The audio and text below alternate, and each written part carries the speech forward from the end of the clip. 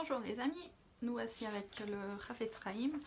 Je partage avec vous l'étude du jour, donc avec la halacha sur le Shemirat HaLashon. Donc nous avons abordé les lois du langage, donc nous commençons à voir quand c'est permis de tenir des propos péjoratifs dans un but constructif.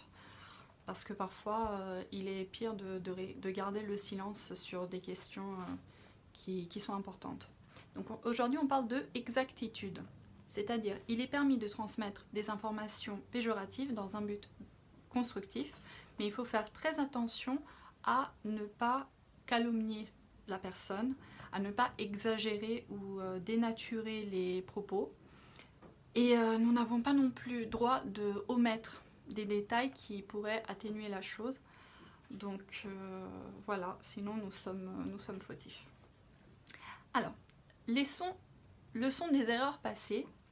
Là, depuis quelques jours, nous avons parlé de la faute de Myriam, la prophétesse, qui s'est consultée avec Aaron HaKohen, son frère, l'homme le plus saint du peuple, en privé, concernant la situation de Moshe Rabbeinu, qui avait divorcé de sa femme Tzipora. Et là, en fait, la Torah fait un parallèle entre la faute de Myriam et celle des explorateurs, des Meraglim, qui vont parler mal de Eretz Israël. Ils vont calomnier la terre. Et pourquoi on nous dit « Souviens-toi à quelle période de notre histoire se produisit l'incident de Myriam après la sortie d'Égypte ?» C'est-à-dire, à l'époque, c'était pas encore connu la faute du Lashon Hara. Nous avons vu que Moshe Rabbeinu, lorsqu'il se présente devant Pharaon, il sort sa main lépreuse. C'était le signe.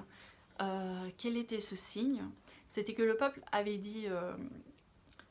commencé à croire en fait à la délivrance. Et Moshe a dit, le peuple ne me croira pas. Donc en fait, il a médit sur le peuple. Et c'est pour ça qu'il a été atteint de cette lèpre. Mais vu qu'il est parti presque immédiatement, les gens n'ont pas pu aller au-delà, n'ont pas pu comprendre, tandis que les explorateurs ont fauté après avoir vu quel destin tragique, enfin quelle humiliation Myriam avait subi devant tout le monde. Donc à plus forte raison, nous, aujourd'hui, nous n'avons pas le droit de dénigrer l'un de nos prochains, enfin notre frère, quiconque, et de lui faire honte en public, faire très attention avec les gens de notre famille, car sinon les châtiments seront sévères. Voilà, c'est tout pour aujourd'hui, et bonne journée à tous, et que des bonnes nouvelles.